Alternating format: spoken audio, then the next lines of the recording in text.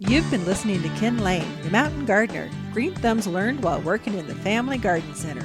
Now welcome back to the Mountain Gardener.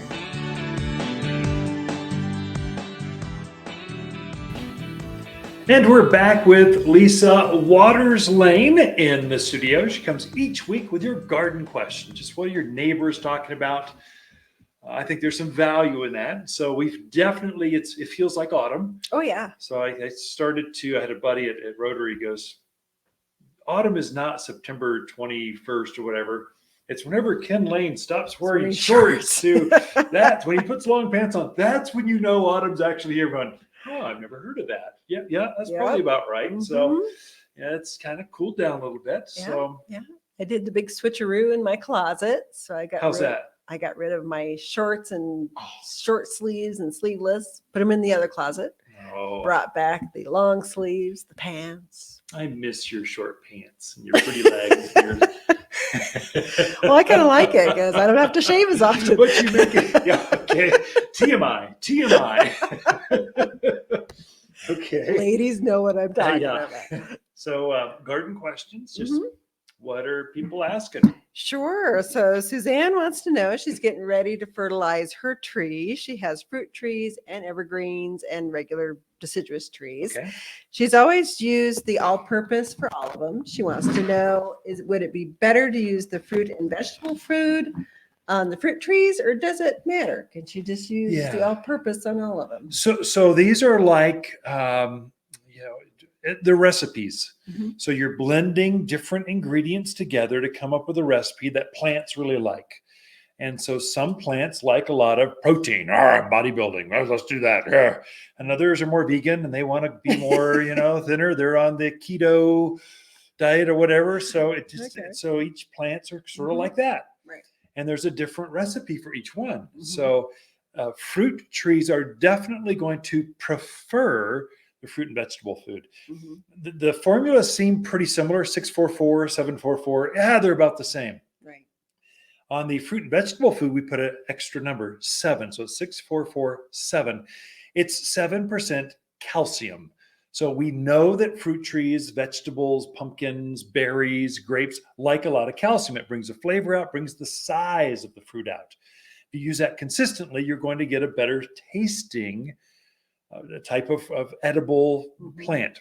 So fruit trees would be beneficial with that way. Could you use the all-purpose? Yes. We had that recipe. That was the original one we put together 20 years ago, and it really works. And some folks go, well, I've been doing this. I'm happy with the cherries I get. I'm fine. Can you do that? Yes. And it's a good food for that. If you had your druthers, the fruit and vegetable food is probably a better one. Also, for you folks that are true organics, hardcore organics, the fruit and vegetable food is completely organic. There's no minerals in it. Mm-hmm. So the all-purpose food, we call it all natural, but the second you put iron or sulfur, some of these trace minerals, you can't technically call it organic. So if you're purist, the fruit and vegetable food, if you just want to keep away from chemicals, neither one has chemicals in it. Right. We're not using petroleum-based chemicals for the carbon the plants need. We're just using, chicken meal and bone meal and cottonseed meal, different meals. And then we put in that all-purpose some iron and sulfur because we're trying to lower that pH. We know that's a real issue with our water. We don't do that with the fruit and vegetable food. So yeah, I complicated it too much. Yes, Joanne, it would be better to separate it out and buy one of each. Right. Yes.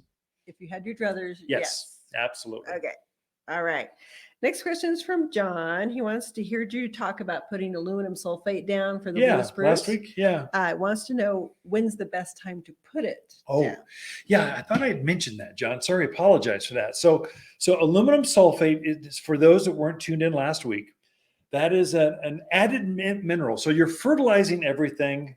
Evergreens, you use aluminum sulfate on evergreens. It's going to prefer the all-purpose plant food, that 744. But in addition to that, you also give it aluminum sulfate. And what that is, a Colorado blue spruce, that blue, that radiant, almost silver look. It almost has this frosted look when it's really healthy. That's aluminum. It's going to pick that up in the fall of the year. So I should have said fall. Now's the time you put that on. Okay. It's going to pick up the aluminum through winter. And it's going to use that to extend next year's new candle growth or new needle growth next year. And then it will coat that new growth with this blue aluminum sulfate flavor to it. Evergreens really like it. It makes it real acidic. So it does a couple things. Makes it really acidic, so you get a brighter, deeper green out of your pine trees. But really, you want that really rich silver blue for those junipers, cypress cedars, deodars, Colorado spruce, Fat Albert spruce. They're really going to benefit from that. Really, what you see the magazines talk about, they say give it to your acid-loving plants like rhododendrons and hydrangeas. But I find it does more good up here at this elevation for your evergreen. So aluminum sulfate, it's a powder, sprinkle around the base. That's another one. We should touch on that. Don't focus all these minerals and foods right at the trunk of the tree. Right. You're putting it out towards the drip line, those outer branches, the farthest reaching branch. That's where the feeder roots are on a plant. And so you want to focus most of that food and mineral out there, most of your water. That's where it's got the small roots out there that can pick that up. At the base of the trunk of the tree are basically anchoring roots. They're big old hairy, thick barked roots that keep the tree upright. They can't really pull in minerals and food and water and stuff. Those are out towards the drip line of the tree. This brings up a good point because I get this all the time. I have a well around my tree. Yeah. I can only, after that, there's weed cloth or rock. Right. So what do you tell them? To still go ahead and fertilize out at the drip line? Because most of that stuff will break down and go through if you have weed fabric or rock or that kind of stuff. So that water well that you put around your tree, trees don't actually see those, only you do. Right. Their roots continue to extend out and they're reaching to the next drip system, the flower bed. They're going out towards where you rain harvest off the driveway. They're searching out food and water throughout the yard. And so when you're fertilizing, don't think in terms of where your drip system is, where your water well is. Think in terms of the tree. If that tree is way outside that water well, that's where the roots are. They mirror that upper growth. So focus in on that. The foods will break down and go right through the rock like it was nothing. It'll penetrate right through that fabric. It just liquefies and goes through. The fabrics, weeds can't get up through it, but food and water can go down to the roots. That's the beauty of weed fabrics. Right. And if you have black plastic, dig it up and get rid of it. Yeah, black plastic. That's so old. That's kind of 90s stuff. It is, but all occasionally the newer, you see it again. But that stuff's nasty for your yard. Not healthy for your plant. That's where plants kind of blow over. Yeah. They kind of that windstorm we had a couple of weeks ago blows right over. You have time, maybe one more question. We'll sneak one in. This is another kind of spruce question. He wants to know, can you prune back a spruce? He has a beautiful one, but it's encroaching on the sidewalk. Dang it. So can you cut it back, and when would you cut it back? Yeah, so you'll cut it back midwinter. So right now you're not pruning because there's too many insects and disease. They're just things are alive. Mice are roaming around everywhere in the gardens. I mean, just things are looking to find a winter home, and they'll find a winter home where you make a cut into a tree. They'll look to take advantage of that. So we wait until winter hits. So January, February, March. That's when you're doing most of your pruning.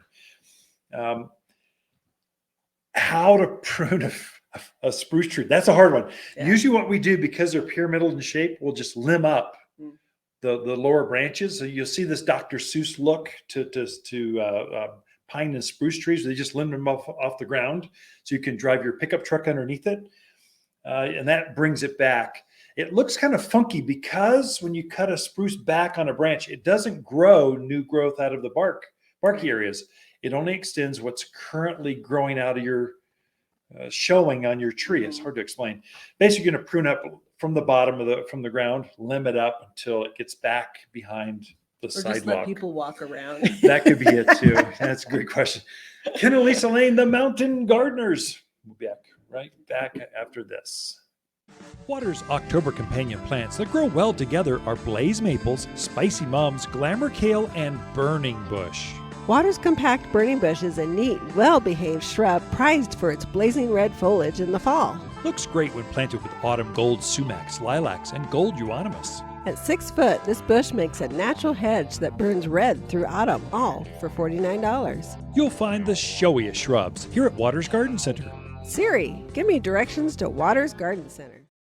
If you enjoy this show and would like to hear more, please subscribe to The Mountain Gardener, wherever you like to listen to podcasts. And if you'd like even more garden tips, tricks, and helpful advice, please check out my website at wattersgardencenter.com for classes, videos, and more, or my online garden center at top10plants.com. Throughout the week, Lisa and I can be found here at Waters Garden Center in Prescott. You're listening to Ken Lane, aka the Mountain Gardener. Ken can be found throughout the week in Prescott at Waters Garden Center. Listen each week as he answers timely garden questions unique to mountain gardens.